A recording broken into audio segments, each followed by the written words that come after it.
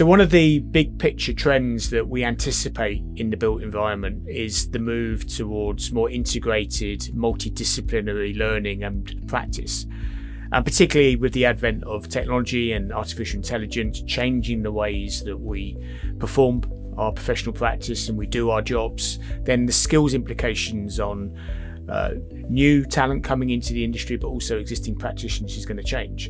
And one of the things that we suspect is going to happen is that there's going to be a move from deep domain knowledge and siloed knowledge effectively to much more multidisciplinary integrated learning and knowledge, and a move from I-shaped professionals to T-shaped professionals to ultimately comb-shaped professionals, where you have multiple verticals of domain knowledge, maybe not as deep, but spanning a much broader range of professional practice, glued together with a series of core competencies that are much more generic and are about things like problem solving, creative thinking, data analysis, etc.